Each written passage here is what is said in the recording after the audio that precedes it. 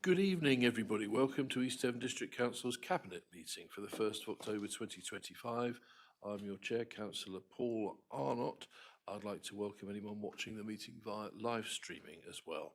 We'll start the meeting by doing a roll call of Cabinet members here present from Amanda, and please could you declare any interest as we go through the roll. Thank you, Chair. Starting with yourself, Councillor Arnott. Present. Any declarations? None. Thank you. Councillor Loudon. Present and no declarations. Thank you, Amanda. Thank you. Councillor Hawkins. Present, no declarations. Thank you. Councillor Hayward. Present, no declarations, thank you. Councillor Jackson. Present, none from me. Councillor Jeffries. Present, no declarations. Thank you. Councillor Young. Present, no declarations. Councillor Ledger. Present and no declarations. Thank you, Emma. Thank you all. And Councillor Olive. Present and no declarations. Thank you. Thank you all. Back to you, Chair. Thank you. Are there any other councillors who'd like to make any declarations of interest at this point, please? No? Okay, thank you very much. In which case, we'll move on to the first agenda item, which is the minutes of our previous meeting from the 3rd of September 2025. If anybody has any comments on these or wishes to offer amendments, please raise your hand. If not, I'll take it that you are agreeable to me signing the minutes. Thank you very much. Very good. If you could pass that to Amanda, please. Thank you. Agenda item 2 is apologies. We have apologies from Councillor Nick Hookway, Bethany Collins, Marianne Rickson and Steve Gazzard. Any other apologies that people have offered that aren't included there? No, thank you very much.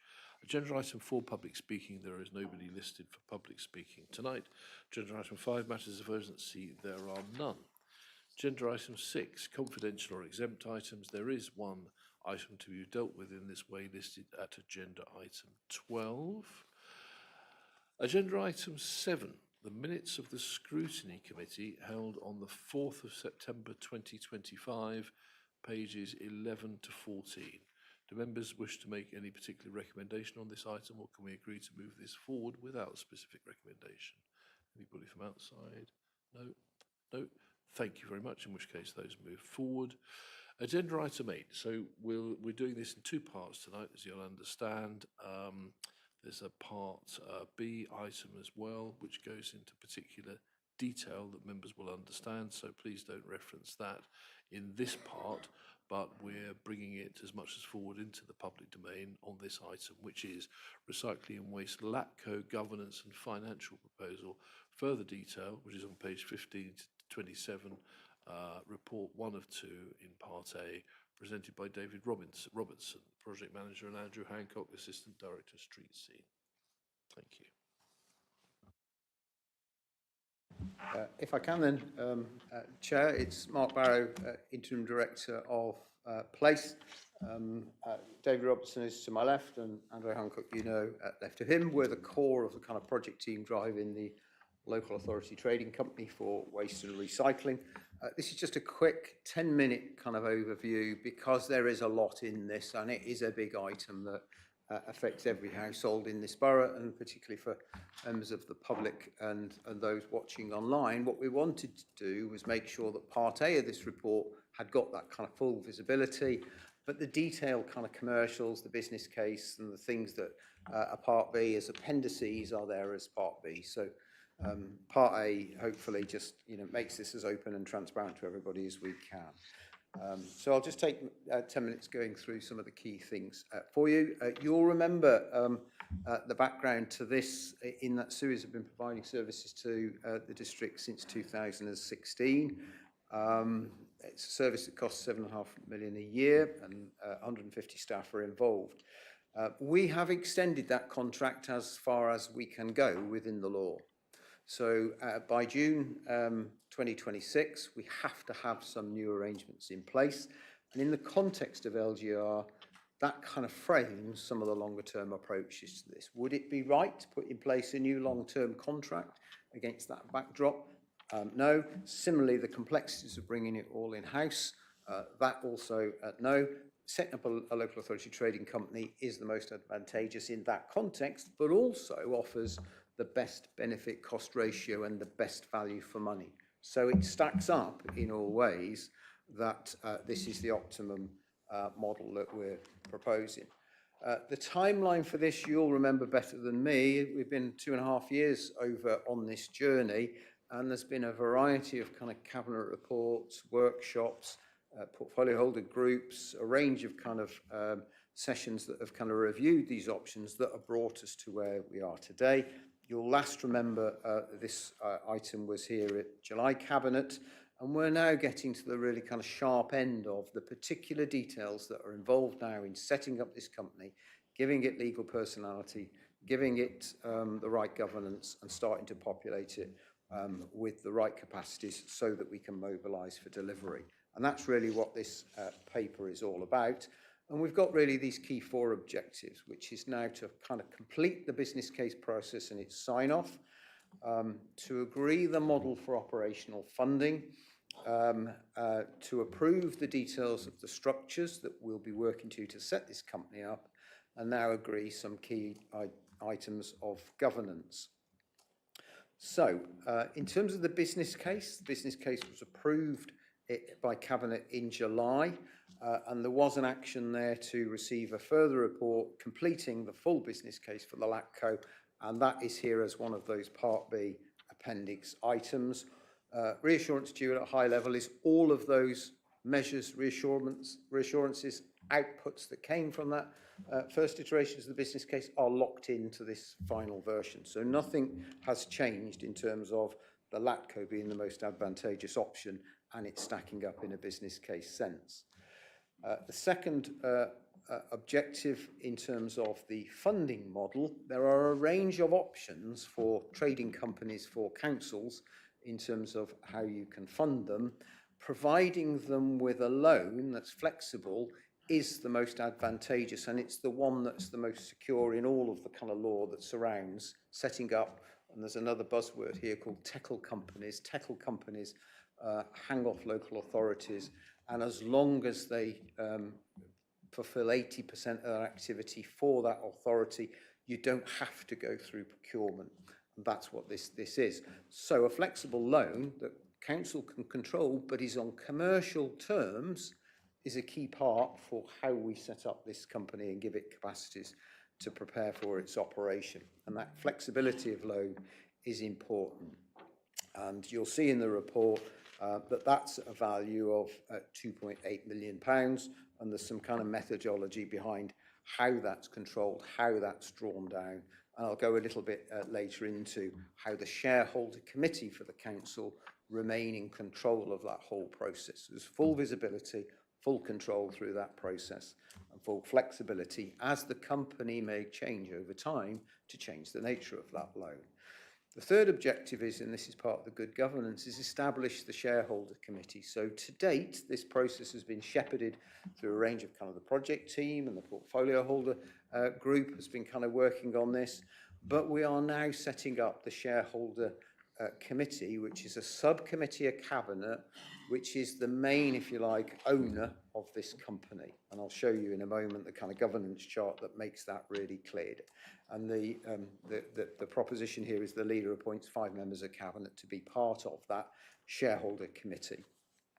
Bevan Britton are our external lawyers who've been supporting this process throughout, and they've done a number of these things around the country. So this is not new. It is kind of the way that this is done in these models. The fourth objective then is to just be clear about the structures that are needed. I talked about legal personality, so we need to get on and register this entity with Companies House and Inland Revenue.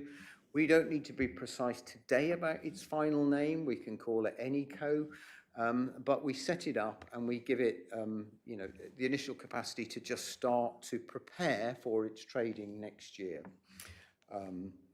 So there is a process there of appointing some directors temporarily that can help us do that. And this next slide just kind of outlines that we will appoint 2 or 3 temporary directors. They will be officers of the council, not anyone, not me or Andy Wood or anybody in the statutory role here, because we can't have a conflict of interest, but that's just for the purposes of, you know, getting the company registered, putting those processes in place to agree the articles of association. And then as soon as we appoint the managing director and we commence appointing the finance and non-exec directors, those temporary directors stand back. So they're not involved in anything operational. They're just purely there as part of that step-up phase as we register the company, ready for the managing director and the non-exec directors to really be in train here and holding the reins of this operation.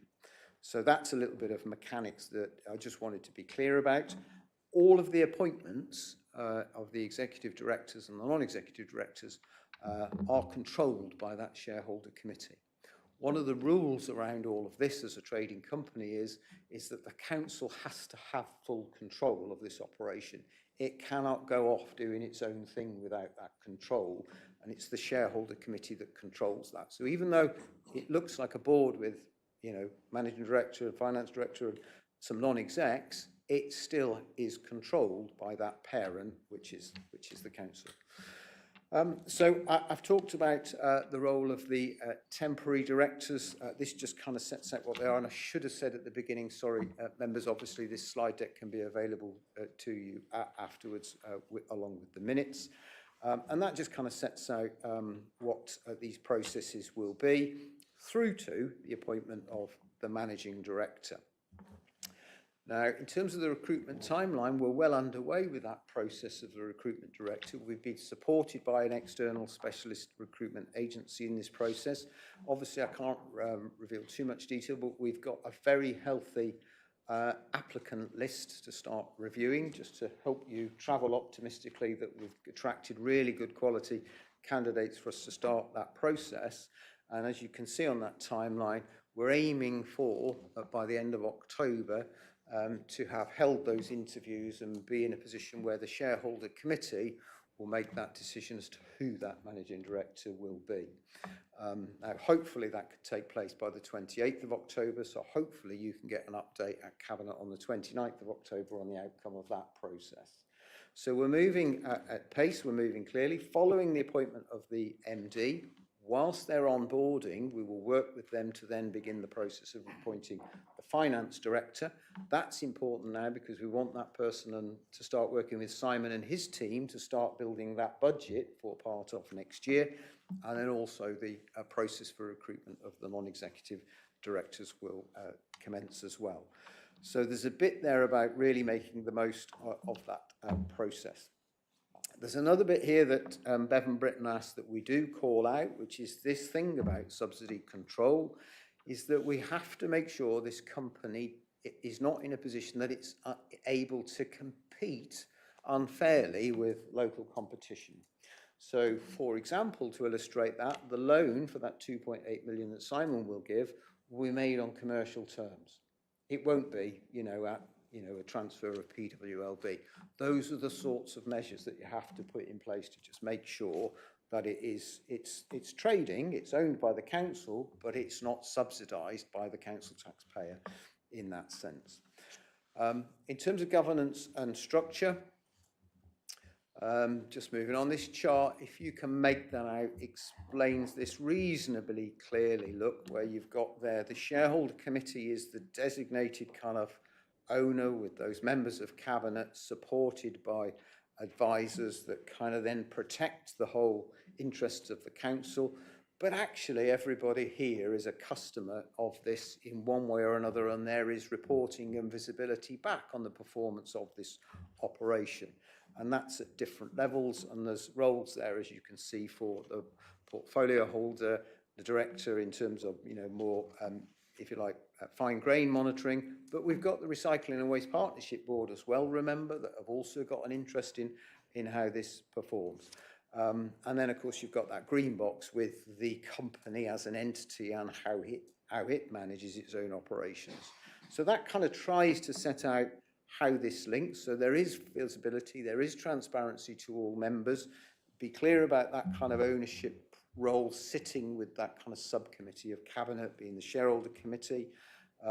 So, you know, that's again a model that is, you know, used around the country, not unique. It's just tailored to us in our context and circumstance. In terms of that supplier function, these are some of the first things that we will now be doing, and this paper seeks the permission for us to get Bevan Britton to write the Articles of Association and that registration at Companies House with, you know, to set this company up. I've talked about the board of directors and how they're appointed. In terms of, once we've appointed the managing director, of course, the lower members of staff within the organisation, it will be for the managing director to take the lead on that, but there will be visibility back to the shareholder committee in terms of how they're growing and developing that organisation. But they've got to take that kind of responsibility. I should be clear, by the way, in terms of that appointment of the managing director, that we're following the process that we would appoint normally a chief officer by, but at the end of it, instead of it being our personnel committee, it's that shareholder committee that will make that decision. Just want to be really clear that proper process is being followed through, that's been tried and tested before. So in terms of the customer function, the normal performance management regimes that you've seen before that are carried out by Lou Hodges for Andrew Hancock will still be there. We will still be reporting that. But of course, there'll be another side to that, which is how well is this company performing? You know, is it operating? Is it generating some kind of operational surplus? Is it operating a deficit?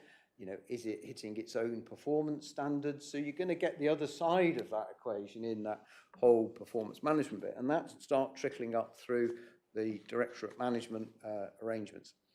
In terms of the Recycling and Waste Partnership Board, that's been in existence for some time, looking at the performance of Suez and kind of our performance as a council. You know, that role will continue in this new context. And of course, we've got a designated client manager role within Andrew's service that will be driving this. So actually, what happens is we just change Suez for the LATCO, and then you just get to see the operational kind of inner workings of this organisation. Recycling and Waste Partnership Board, no real kind of changes to that. But what we want to do is really enshrine that role within the Constitution, and we're working with Bevan Britton on that and other things to just make sure the Constitution fully reflects accurately all of the things that we've got in place that surround these new arrangements, because that total transparency and clarity is really important. That goes too for the owner function, and in terms of its role, of course, there is a range of kind of monitoring processes around the whole operation of the LATCO, but of course the shareholder committee is, if you like, the group owner. It's owning this and it's owning its performance, not really kind of getting caught in the weeds of performance.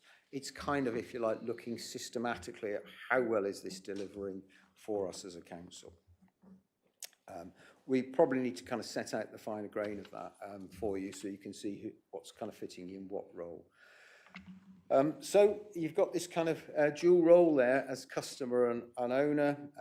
I think full council, as you know, sets the budget every year, and of course it approves the contract prices through budget setting, so that visibility will come through that process that Simon's probably going to talk about in a few moments as well.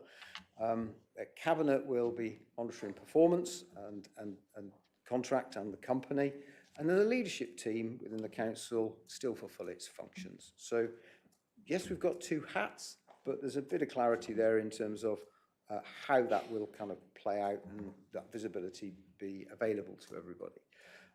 The Chief Exec quite neatly described this as swim lanes. Forgive you, hopefully you can see that, but it just kind of sets out some of those key actions that have got to take place, ready for this to be operational on the 2nd July. So yes, we're moving at pace, but we've actually got, there's a strong plan in place, there's a lot of support resources in place, and we're travelling confidently towards that date, addressing each of these key issues. So this is a key moment. This is a really important kind of step in this process, but in terms of how are we managing the risks around that? Actually, we're in control of this process. We're on track to deliver what we believe we need to get this ready in time. So that sets that out for you. And as I say, there will be copies of this in circulation for you to look at. Finalising then, what I just wanted to call out was for clarity in the recommendations. We've just had some suggested tweaks to the recommendations. I want to call out there on recommendation 3 in red that following this report, hopefully it will be approved, that the Cabinet Subcommittee is formed immediately. The reason to say that is we've got that recruitment of the Managing Director on October the 28th, so we want that committee in place immediately to make sure that happens. So we just wanted to stress to everybody that that's happening immediately following the meeting. No changes to 4, 5 and 6, but in 7 there's an additional recommendation that we're putting in there, which is really about giving the Chief Executive the role of kind of making sure that any subsequent changes to the structure and the development of LATCO can take place until the MD is in post. It's really just boilerplating that kind of clarity of, who's doing what until the MD is in post, and then they take over the development of the company from there. So that was it, Mr. Chairman. Hopefully just... Thank you, Mark, very much for that. Terrific. Any other officers wish to contribute at this time before we go out into any questions or comments? So can I go out to members not in Cabinet first in the first instance, please? Councillor Goodman, please. Thank you. That's right, isn't it? That's it. Thank you for that, Mark. And I was on the portfolio holders team. It was LATCO. What you may not be aware of is that when we had our first meeting, and I think there was 8 or 9 of us, we all went in there open-ended. We didn't know what we were going to support. And when we finished 2 or 3 sessions, and it was pretty tough, a lot of reading, we all unanimously said the right course of action was LATCO. So this is not officers and people coming up with this. This was members and officers working together. Cross-party, parties didn't come into it. And the right course of action was going for LATCO. And I'd just like to pay a couple of other comments that having Bevan Britton on there, I think has been extraordinarily helpful. And I think they've done a really great job. And also David, who joined us, has been inspirational, a lot of stuff he said. And Andrew, I just think we ought to pay tribute to the work that's been done here. This is significant work. Some residents will think, why, it's not broken. It's a really good service, but we really haven't got a choice. We really haven't got a choice because of the contract that's up in June. And look, there's a lot of words in papers you've had to read. And I know we've had to read them all over the last 18 months. But I do believe it's the right thing to do. And long term, this council and our residents will benefit. Thank you, Leader. Thank you, Councillor Goodman. Anybody else at all? No. So coming into Cabinet then, Jeff, Councillor Young. Just to lead off, I'd like to thank the officers for this long journey that we've been on, and also the portfolio group that have been there all the time. Yeah, it's been a lot of paperwork, there's a lot of discussion, but I think we've got to the right place, and I'll leave it there for now while we debate this. Okay, thank you very much. Anybody else in Cabinet wish to comment on this? It's all, yes, Councillor Hawkins, please. I'm not sure if we're dealing with the recommendations at this point or in Part B, but I just wondered with the revolving credit, whether that should be strengthened, and maybe it's further in the detail, but with a sort of fixed and floating charge, just to give the council a bit more protection. That's like almost a Simon kind of question here. I tell you what, never borrow a fiver off Sam. Thank you, Chair. Well, we'll look into that. Okay, yes. It looks like Mark may come back on. Oh, Mark, thank you. My experience previously has been, of course, what the council may want to do is keep that floating, but just agree a margin. So there's a kind of a margin there of safety, because PWLB changes in the background over time, and the loan rate is one thing, but then the total loan value will require a business case and investment plans and various. So, but nevertheless, it would be worth us having further discussion perhaps between. Yeah, I think my portfolio- query is Yeah. about the security that sits behind it rather than the interest rate. Yeah, that's what I understood the question. So do we need to amend the recommendations to do that, or John? Chair, I think given the presentation that Mark Barrow's given us most helpfully, and included in there is a subsequent number 7 recommendation, it seems to me that that is probably a catch-all that would allow the point that Sam has raised here to be picked up. If not, I would have thought it could be wrapped up in parts of the recommendation too, if that doesn't meet the monitoring officer's agreement. But I personally think that recommendation 7 would allow the conversation to be had between portfolio holder and the Section 151 officer. Yeah, I mean, it's a key thing, isn't it? Security, I suppose. It's what I take your point, Councillor Loudon, that 7 is catch-all. Coming back to Councillor Hawkins. As an alternative, maybe 2B could be just amended so the end of the sentence just says, which includes the potential for security. So it's just noted that that's part of the discussion, but doesn't commit anybody either way if determined not to be the right answer. Mark, Chairman, my only point would be this is a wholly owned enterprise that belongs to the council, so it's the council providing security back to the council. So we just need to find a way of making sure that that's the case. But you know, we can find a way in the mechanics of making that work. Okay, so Amanda, did you capture the amendment there? Right, lovely, thank you very much, and everybody else is under.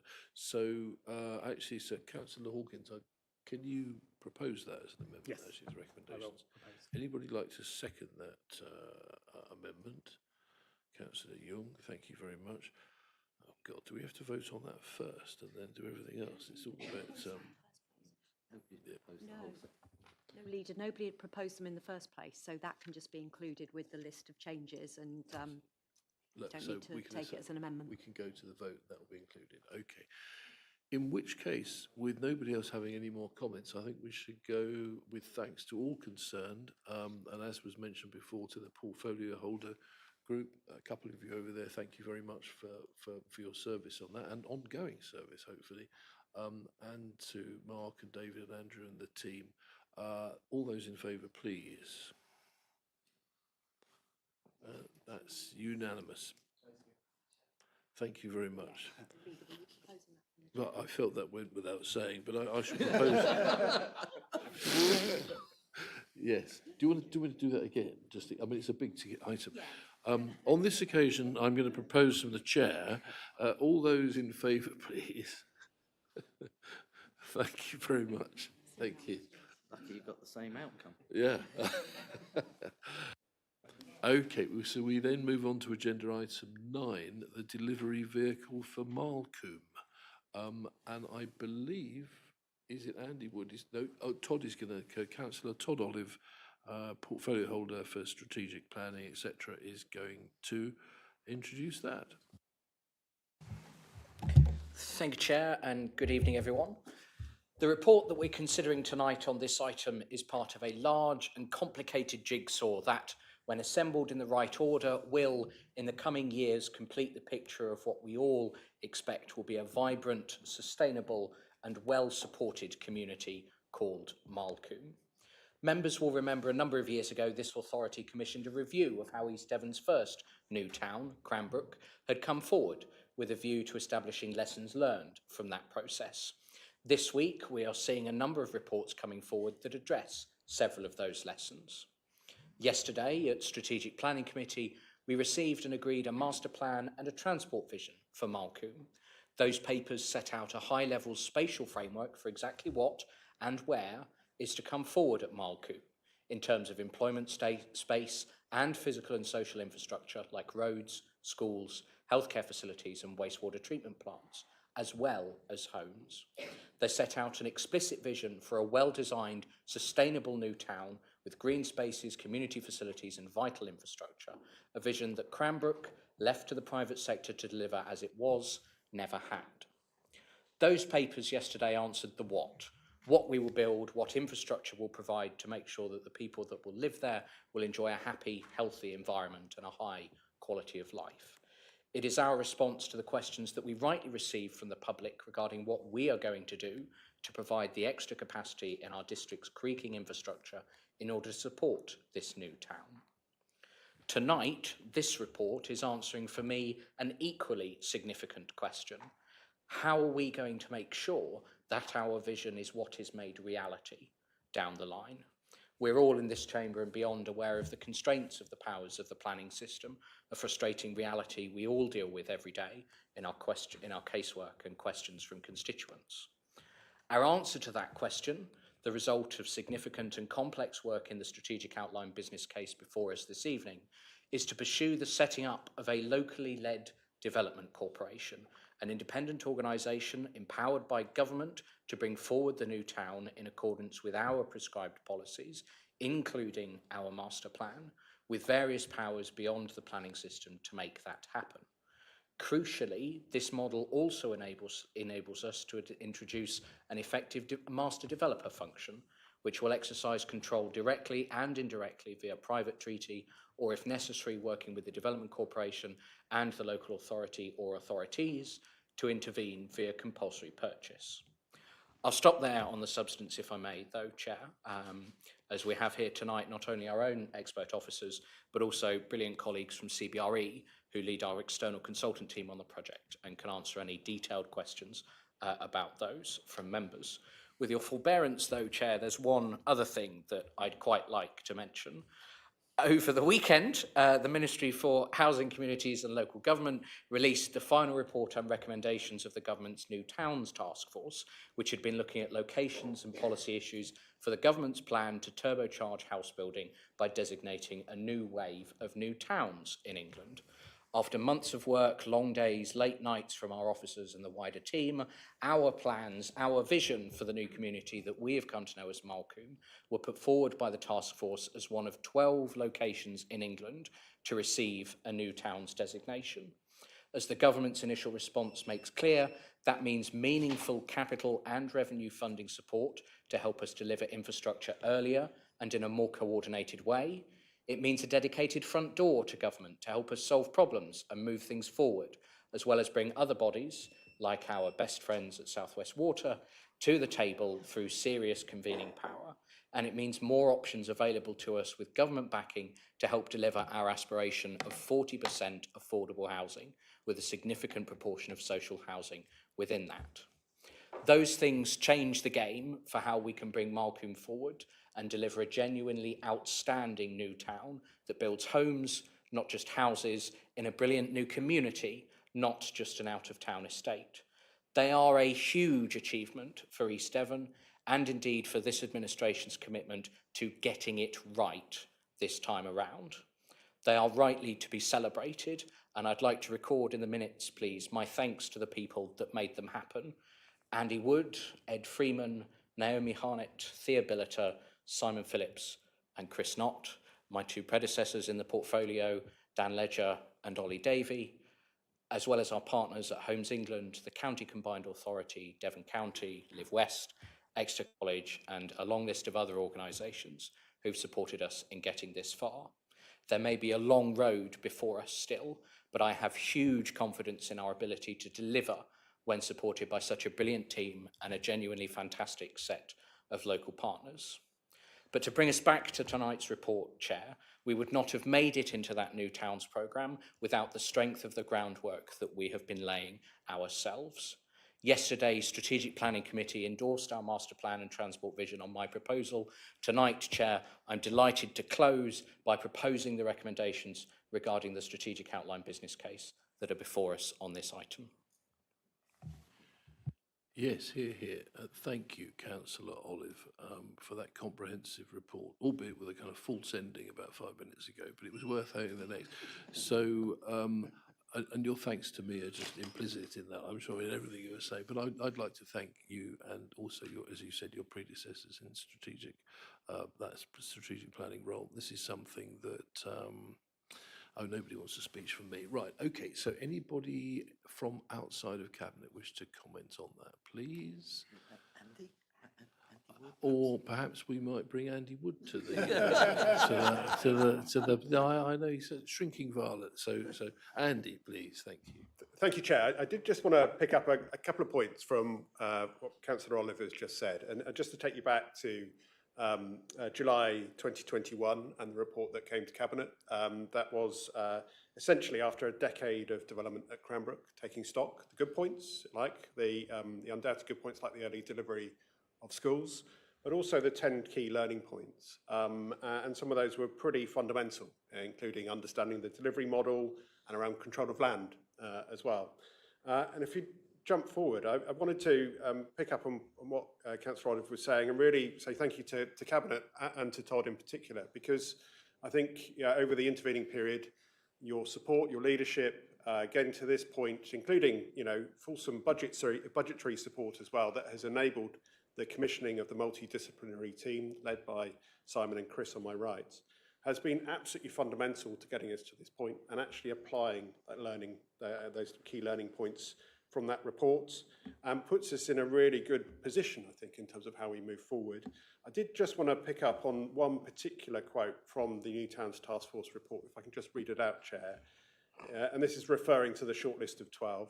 It says they should be built at scale with land assembly and housing delivery, usually beyond the capacity of the private sector alone, driven by a strong single delivery vehicle and built in line with leading placemaking standards, which will ensure that the needs of existing and new communities are met and create a distinct feeling of place. And for me, that really encapsulated both our kind of journey in getting to this point and where we're headed as well, because as you can see from the reports, and this is a real enthusiasm, I think, shared absolutely by members as well, by officers, sorry, and members, is that we are in a kind of really good place to move forward with establishing a development corporation to put in place those really fundamental aspects well before the first planning permission is issued. So thank you very much, members. And thank you, and acknowledge those thanks for the administration, for the members. It's really pleased to hear that, Andy. Thank you. In my sort of little statement, I did just say, and I think I'll reiterate it, that this is.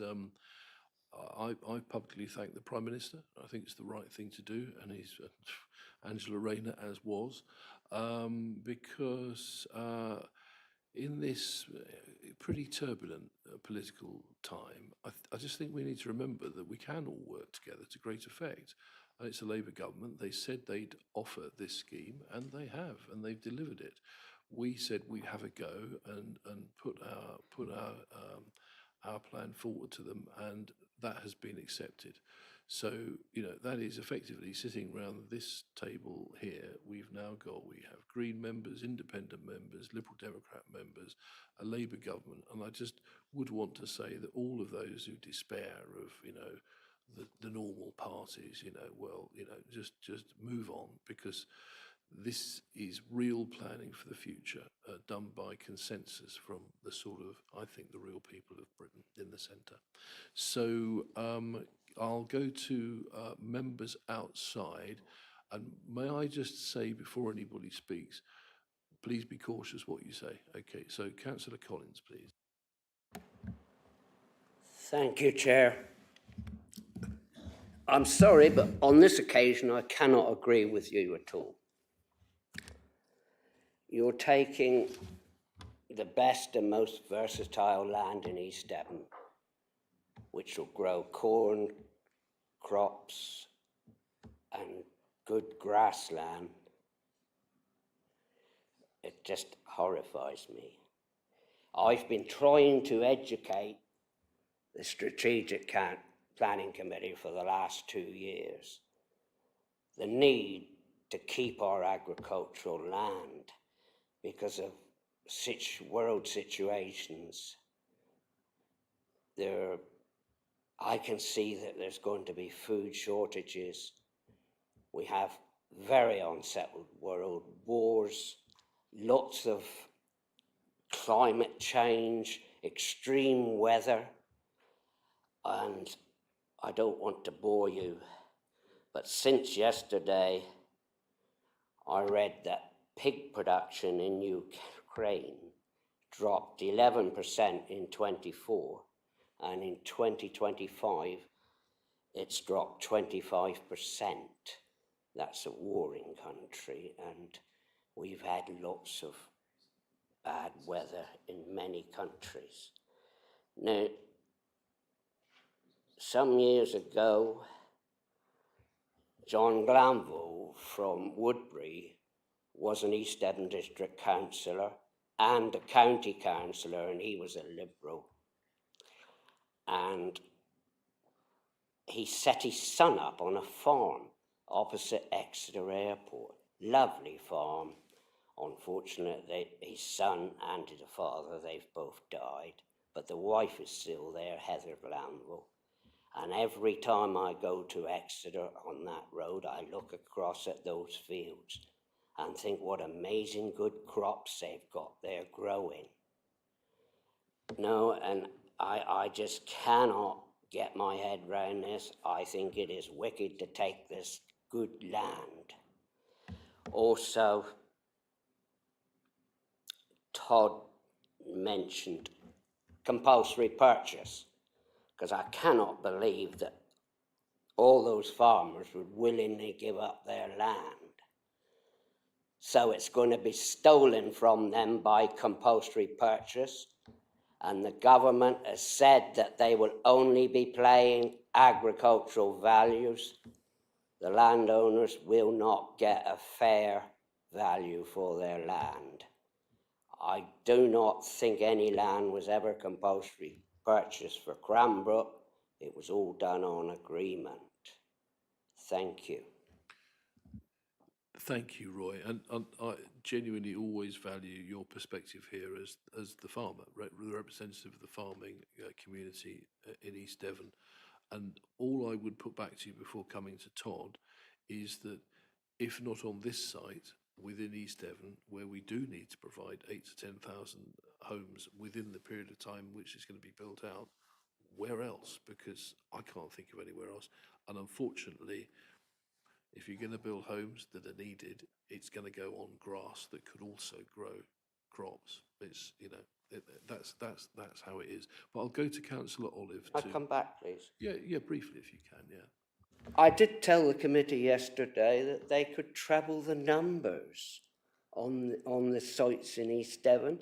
They need to be trebled because so many people are so upset with the plans to build, expand their towns.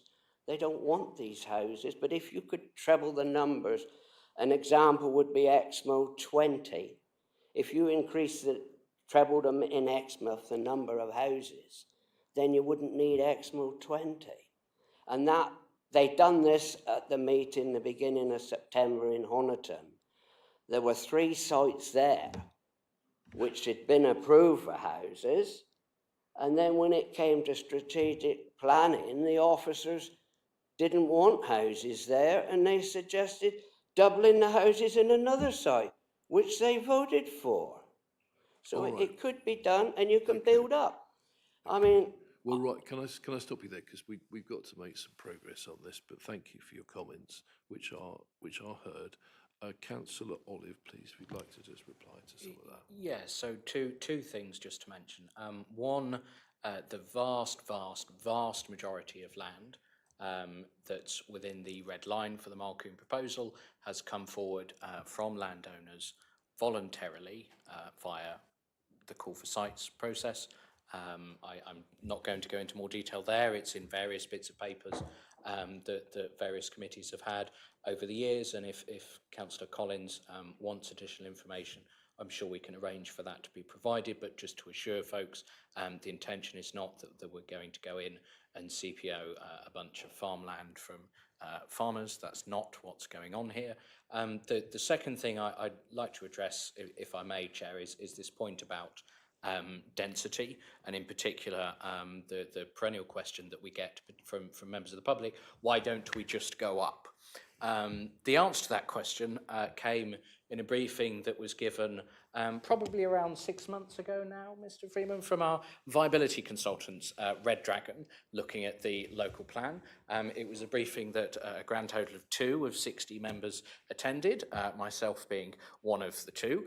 So I'll forgive Councillor Collins for not recording the contents of the presentation as he wasn't there. But one of the things our consultants looked at was whether going up, building apartments, flats, etc., in East Devon is a viable proposition. Because, as a responsible planning authority, quite rightly, it's a question we should be considering. The answer, quite resoundingly, was no. Flats, apartments in East Devon are just not worth enough to the housing industry to build them. We can share more detail. Those papers are in the public domain. They're part of the evidence base for the local plan.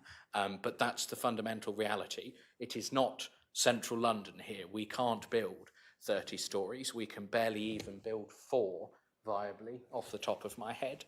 And Ed's nodding at me. If we could, please believe me, we would. We don't want to build on green fields either, Roy. If we had a choice, believe me, it's not the choice we would be making.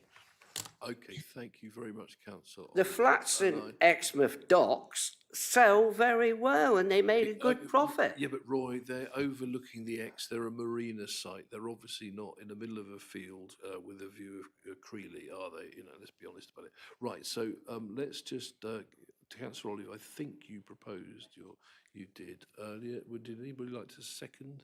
Thank you, Councillor Ledger. Coming back into Cabinet for any more comments or questions, please. Councillor Hawkins. No, I think it's probably worth also taking an opportunity to reflect on Cranbrook, given the previous one, and where this council, because obviously none of us were here, so we're not guilty for that, was at this stage. It clearly wasn't coming up with a vehicle to actually get delivery. It was left to the private sector. So I think we should reflect that actually having this step change in delivery is significant. And also, I think it's good to see that there's still mention in the recommendations of making sure we don't forget about Cranbrook and we focus on this new shiny thing. So it was just really a reflection, I think, to say actually this is something being done, this is the lessons being learned, because the public often see what's happened and dwell on that as a today thing. But no, these things take time. This is lessons being learned, I think. And in the text of the New Towns community piece that was issued by government, there's actually a sort of panel, isn't there? They're picked out about the experience of Cranbrook. So, and that was part of the persuasion we were able to show to Sir Michael Lyons and his committee that we have really learnt, and that the lessons that Cranbrook had to learn, which has been tough for people in Cranbrook, we're well aware, nevertheless have got this value in showing that we have contemplated where that went wrong, and the same organisation, albeit completely different administration, has learnt those lessons and is now going to do it another way. So, yes, Councillor Blakey, please. Thanks, Leader, for letting me come in at the wrong point. I just wanted to ask a question regarding some figures in the report. I suspect I may be being a bit thick here, not for the first time, but if we can refer to page 41, the confirmation of the ask on point 2.7 says that 35 million from 2026 is to unlock Cranbrook infrastructure, etc., which is a good thing to hear, thank you. But in the point 2.8, the phase spend infrastructure grant that is going to be requested from the next couple of parliaments totals 40 million. Should those figures not be the same, and one would hope the larger one, or am I missing something? So, anybody like to pick that up? I can't see on what looks like page 41 to me. Oh, I see what you mean. Is this the estimation of spend over current and future parliaments? Is that what you're looking at, Kevin? No. Yep, that's it. But in the paragraph preceding, Yeah. the final bullet point mentions 35 million. Well, there's some great minds to my left here now trying to work this one. This is a superb. You should be bowling for England down in Australia shortly. So have we? I'm going to pass that question to my glamorous assistants, please. Oh, Chair. so is Chris picking this one up? Oh, thank you very much. So the figure actually is a range. It's 30 to 40 million.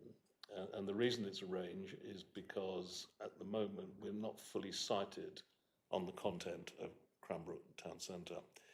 So it's probably a little bit misleading seeing different figures in different parts of the report, but it is actually a range. They're both right, but it isn't clear from the way it's presented there. Kevin. Yeah, so I think the figure is 40 million, thank you. And yeah, no, absolutely. Well, thank you. Very good point. And you, just a warning to you guys, you can't slip anything past Cranbrook, just to say. I'm going to use range in future. Okay, very good. So we had a proposer and a seconder. Anybody else want to come in? Anything? I mean, there was a lot said at strategic planning the other day, so probably we don't need to say a whole lot more as an authority. But okay, in which case, can I go to the vote? All those in favour? Thank you very much. It's unanimous. And that's unanimous. Thank you very much indeed. Lovely, thank you. Right, we now go on to agenda item 10, the Financial Strategy 2026 onwards, 2026 to 2036, on pages 55 to 77. I don't know if it's Sam or Simon to lead this one off. Simon, thank you very much. Oh, let's just, I'll take us a little pause to let yeah. Thanks, guys, for coming in, Malcolm.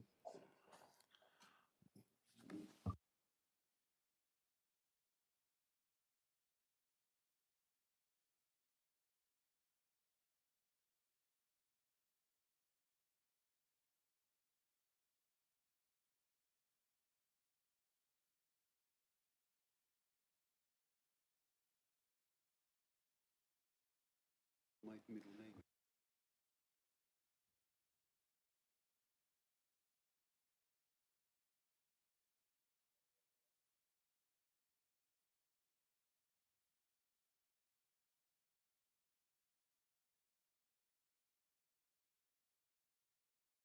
Right, so I forgot we are in the middle of, of an online council meeting. Right, so now we go to this agenda item and we've got the slides up. So over to Simon Davey, our Director of Finance, please. Thank you. I have put some slides together just to get over the main points of the financial strategy, but they haven't got pictures of refuse trucks or fancy boxes. These are the facts. I'm sorry. The rain. Yeah, all right. It's only a few slides, I promise. So normally this time of year, I bring to you the financial strategy. It's presented annually, and that comprises of two parts. Comprises first of the medium-term financial plan model, which looks 10 years ahead, looking at our expenditure, looking at our income, looking at what the two together looks like. Normally shows us a deficit position, no different to any other local authority. And then the second part of the strategy looks at, okay, that's showing you the numbers, there's a deficit. What are the actions in order to address that deficit and set a balanced budget? Every local authority has to, by law, set a balanced budget. So that's what the strategy sets out. As I say, I've been bringing these to you for a number of years. Always been warning about the implications of what might come about in terms of government reviews. So the landscape for this financial strategy is different because of two elements. One is the Fairer Funding Review and one is local government reorganisation. So the Fairer Funding Review will be in place for 26-27, next year's budgets. And what we know in terms of a number of years, different governments have looked at how money should be distributed to local authorities. We gain significantly from business rate income, 5.3 million in the current year. We've always the risk of that being rebalanced, starting again and redistributed as part of that that funding methodology. So we know from the Fair Funding Review, the consultation papers that have gone out, that rebasing will come in, so that has a significant financial effect to East Devon District Council, but also to other authorities. But also there are other elements of that funding review in terms of things like new homes bonus that we've gained from previously, that also disappears. And also the distribution model itself is not favouring rural district councils. So take all those matters into consideration. 26-27 is a year in terms of some of that stuff that we knew was on the horizon is now sort of coming to land in 26-27. The second element is local government reorganisation. So looking at our medium-term financial plan, looks 10 years ahead, but actually under the current timescales, we're only looking at 2 more years that this authority will set a budget, 26-27, 27-28. So 2 big elements there affecting our look ahead, if you like. So the focus of the strategy in the report, although it's got the numbers running forward, is basically looking at focus on the next 2 years under the current timescale for LGR. But we need to consider if there is a delay in LGR, what does that mean? Obviously stating the obvious, we need to be financially responsible, making reasonable and appropriate decisions, and that runs through the strategy. But also I've used the opportunity in terms of publishing the strategy and putting it through Cabinet and then Council to just document what we believe are our legacy projects. So in terms of, there have been various reports, including tonight, in terms of LATCO, in terms of Newtown, how, let's define what they are in this strategy and be clear that that's what Council want us to be focusing on over the next 2.5 years as sort of the end point of this council, if you like. And the financial implications of that are discussed within the strategy. So if we turn to the actual medium-term financial plan model itself, what's that showing us in terms of numbers? So for 26-27 next year, difference between income and expenditure is a deficit of 4.1 million. If we take no action on that number, and then we come to set 27-28 budget, that's another 5 million into the deficit. So over the next 2 years, we've got a budget gap of just over 9 million, significant sums. How that's derived is basically around service costs going up, and that happens every year in terms of inflation, pay awards, contracts, a number of things. So that would just go up if we do nothing different by about 2 million. But the big number there is the reduction in government funding of 7 million, and the majority of that is the loss of business rate income, that growth element. Just to make the point, in terms of that modelling, it assumes no growth, so it just takes our 25-26 as our base and rolls that forward for a number of calculations, a number of assumptions. So we know we've got pressures within various service delivery, particularly in street scene, because we've got a growing population, growing number of households, and it does affect other services as well. But it's just to put that point out there that this is just based on current service delivery. So the second part of the strategy, the first part is, what do the numbers tell us? Significant deficits of just over 9 million over the 2 years. Okay, so what do we look at in terms of the actions required to balance off that budget? First thing is to look at available reserves. So 2 parts to that. One is this council has set aside reserves for this specific purpose. We knew that we'd have there was a risk of business rates being taken away, that growth element. We didn't know when, we didn't know what figure, and it had been delayed for so many times that it was inappropriate or unreasonable perhaps to start resetting your budget, perhaps the possibility of cutting services significantly in anticipation of a date we didn't know and an amount we didn't know. So instead, council set aside reserves so that when that change did come about, we had that cushion to give us time to reshape our budgets going forward, so it wasn't that cliff edge.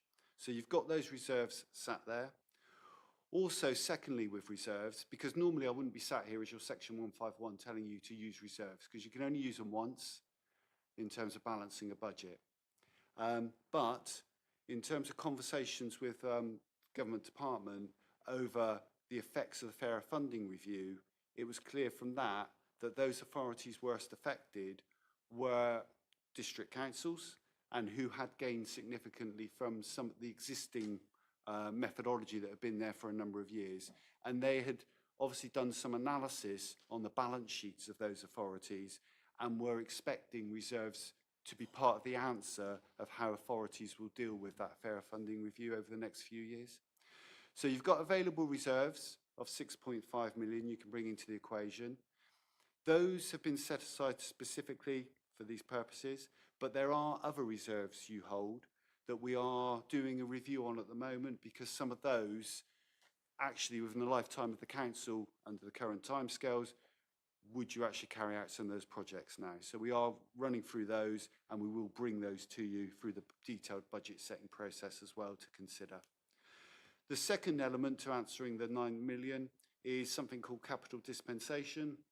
So this is where government are telling you, actually, for transformational type projects spend, normally be treated as revenue, you can capitalise it. The advantage of that is you don't have to pay for it in that year, you can pay for it over a number of years. Also, you can use capital receipts to offset those costs. So we can look for a capital dispensation, and a prime example that fits the criteria is the money that we've agreed for the LATCO mobilisation. It's a change in service provision, it's transformational, so it could fit that.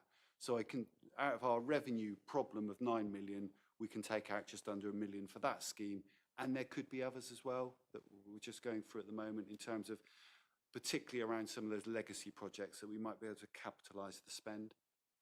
So if you take those two big items, that leaves you with a deficit to find in terms of savings or increased income of 1.7 million over those 2 years.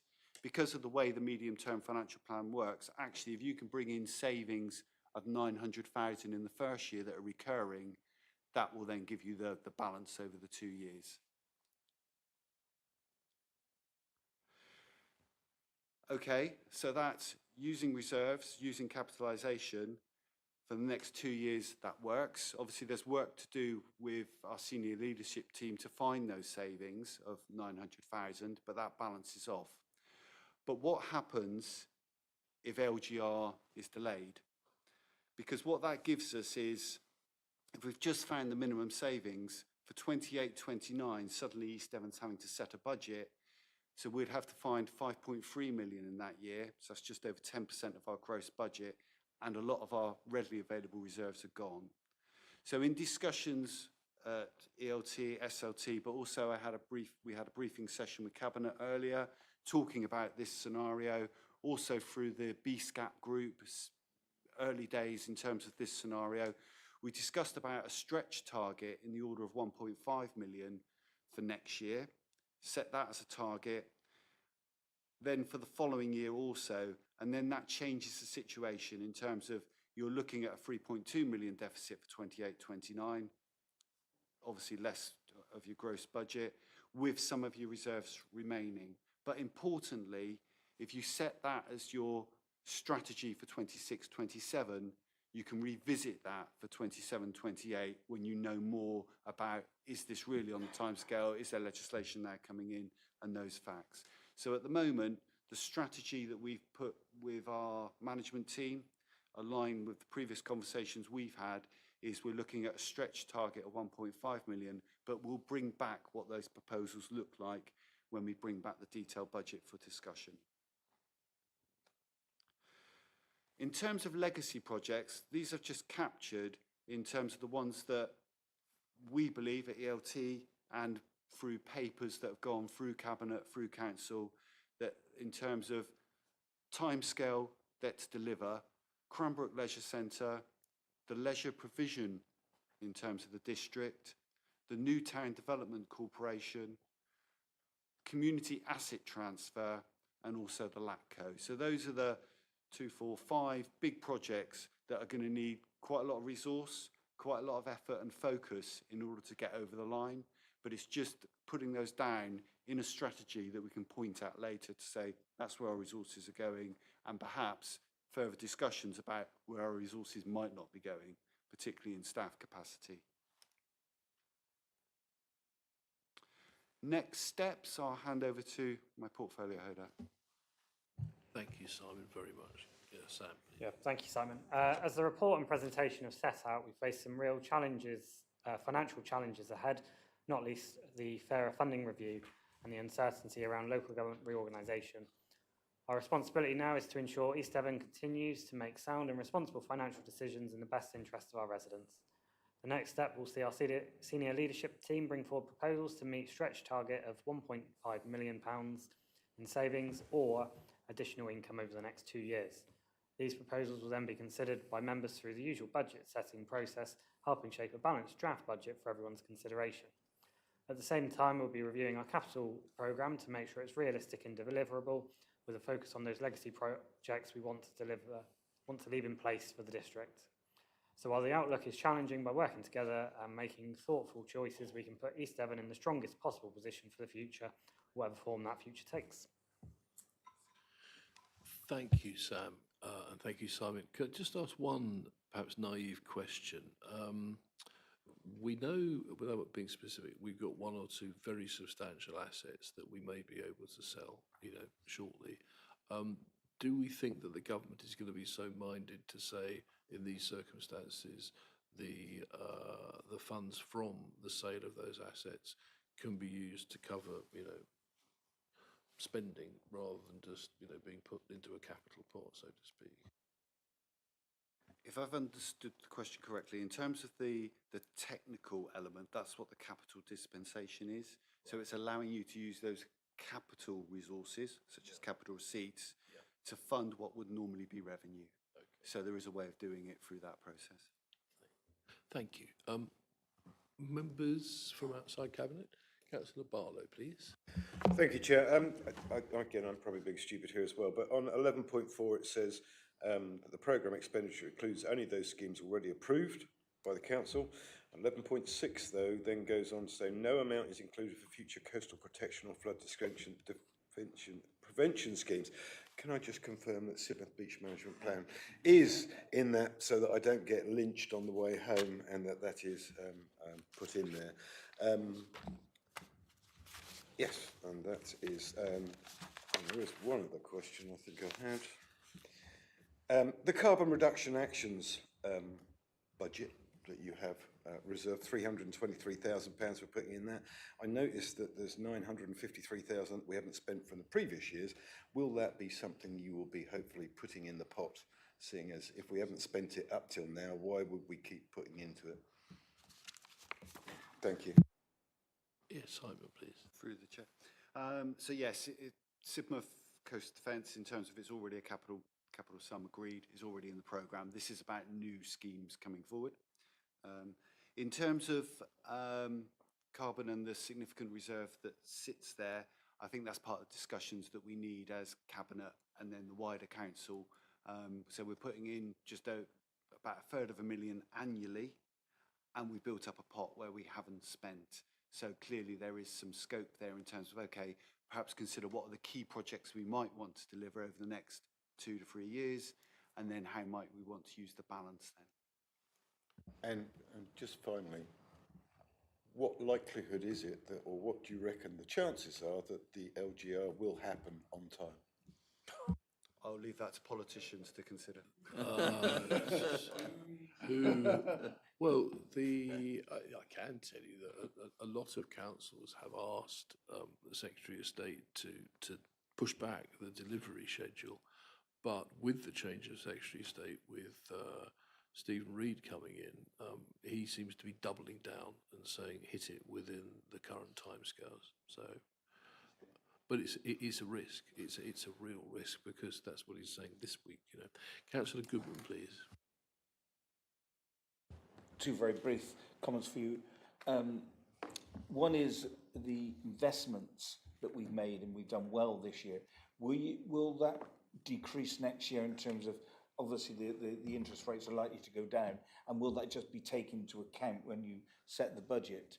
And the second point is there any possibility, or what is the likelihood we will have a surplus at the end of this year that may help next year's budget? So within the actual medium-term financial plan model, we have decreased our interest receipts for two reasons. One is around less cash in terms of investment, but also the interest rates reflecting that. So that's been reflected in the numbers presented.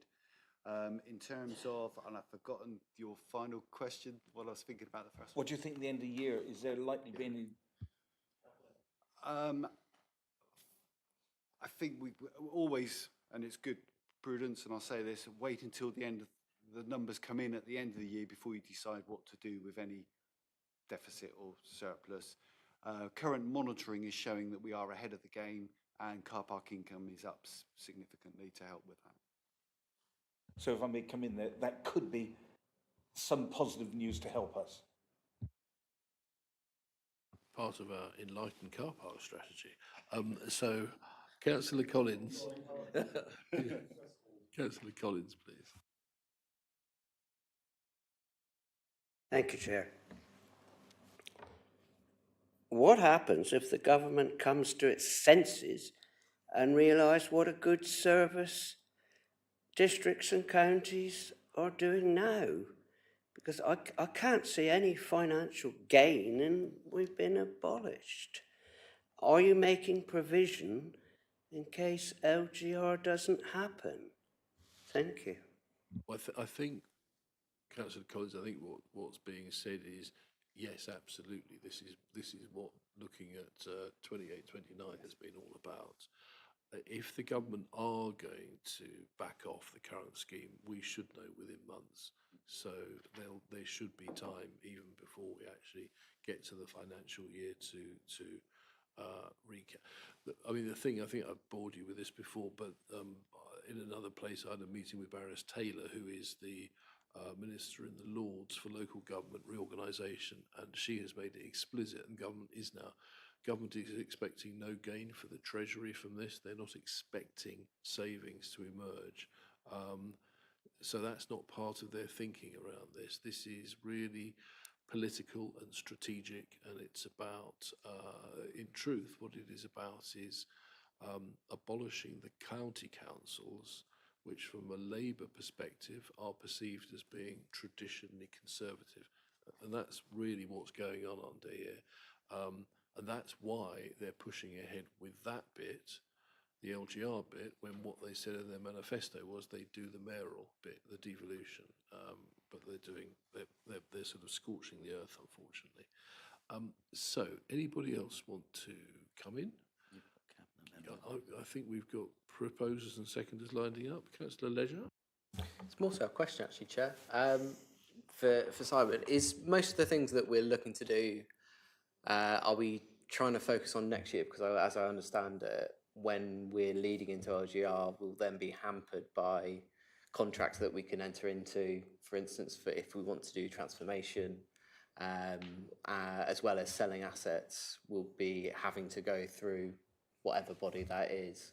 I just don't think that's ever been explained to the membership, and well, looking for your thoughts really on it all. So in the presentation I did to BSCAP and also an informal meeting with Cabinet, there was a timetable there in terms of LGR, and you're right in terms of if the order in terms of new authority and demise of East Devon comes in, or when it comes in, if it comes in, at that point restrictions come into place in terms of entering into capital contracts, entering into revenue contracts and decisions made financially. The earliest on the current timescale could be as early as December 26. Doesn't mean that those other decisions won't be agreed. If they're reasonable, responsible, they're the right things to do, as we're doing, then fine. But you do need to pass that in front of a shadow authority, if you like.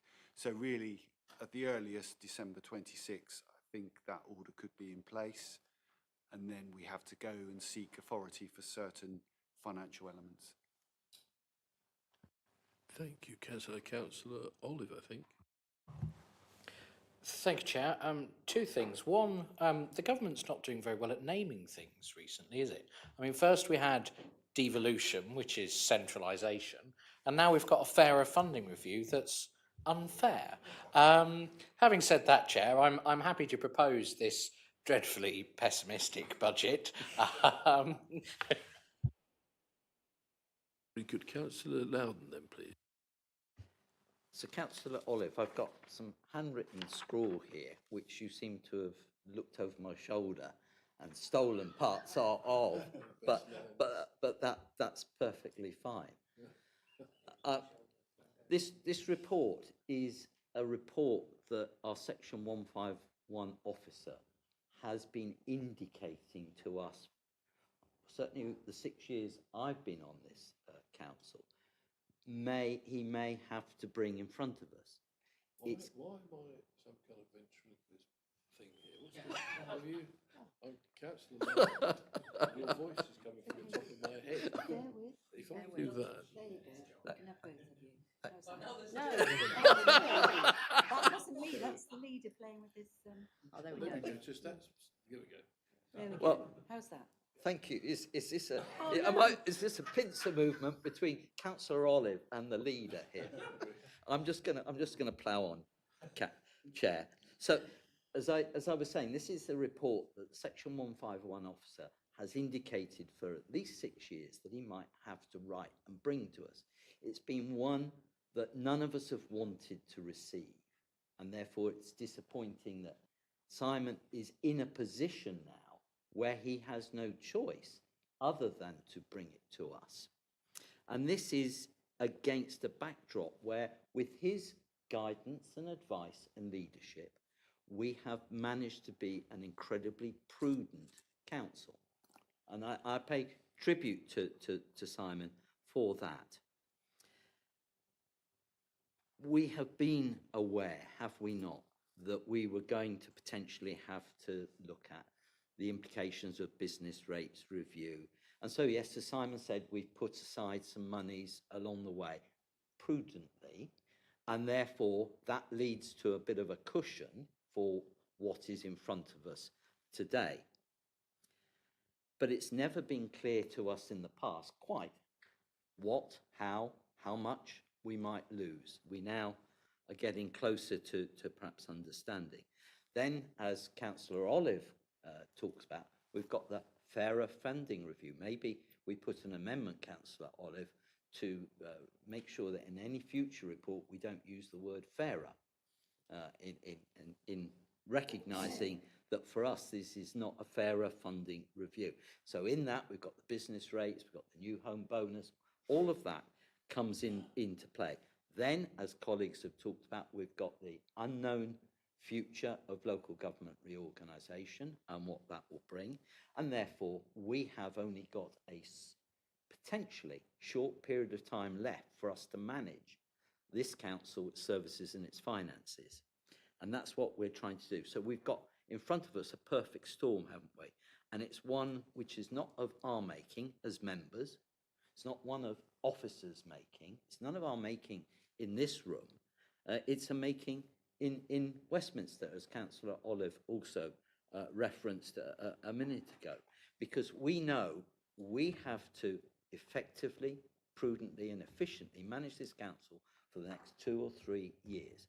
We can't just say we're being abolished, and we know and we expect to be abolished, therefore to heck with it, we'll just do what we want. We have to continue to be responsible custodians of the public money, and that's what this report is trying to do, trying to point us in that direction. So we've got some difficult financial decisions in front of us. We cannot shirk from looking at those and taking those on board and dealing with them. And that's exactly what Section 151 officer is pointing us in the direction of doing, and we will do. This isn't what we wanted to happen, but it's on our watch, and we have to respond accordingly.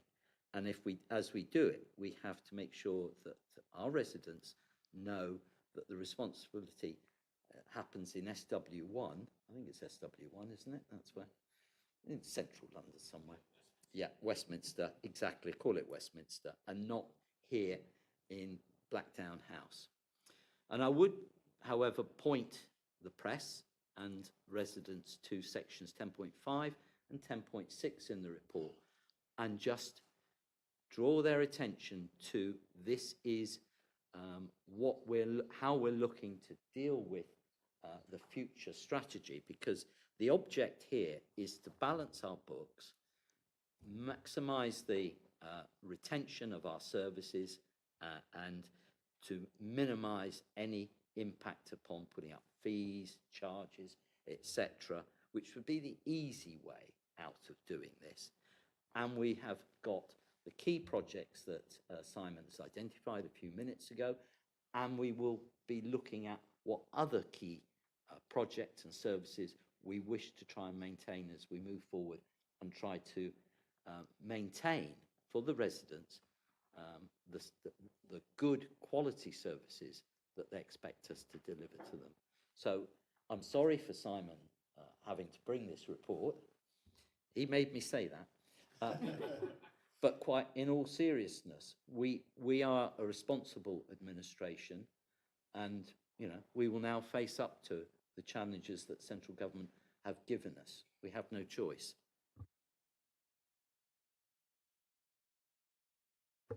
Had it been moved? It has been moved. Well, I'm happy to second it, Chair. Thank you, Councillor Loudon. Valuable comments. Councillor Young, please.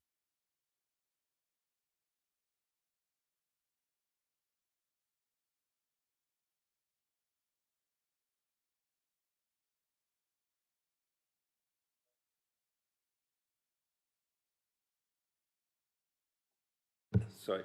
And thirdly, Sidmouth Beach Management Plan, we need to have surety on that. But all of this reminds me of, now when you're moving house, you have to get everything in order, you sort your loft out, you put everything in boxes, and this is the start of moving house, basically, isn't it?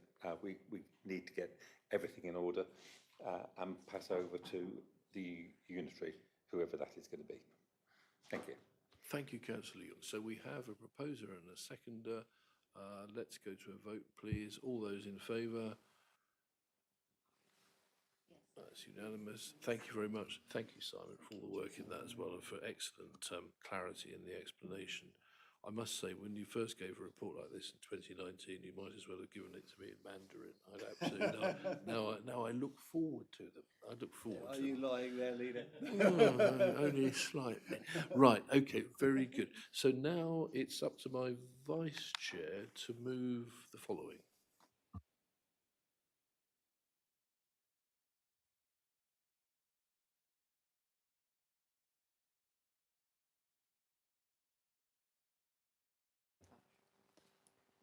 So I move, as Vice Chair, I move the following, that under Section 100A(4) of the Local Government Act 1972, the public, including the press, be excluded from the meeting as exempt information of the description set out on the agenda is likely to be disclosed, and on balance, the public interest is in discussing this item in private session, in other words, Part B.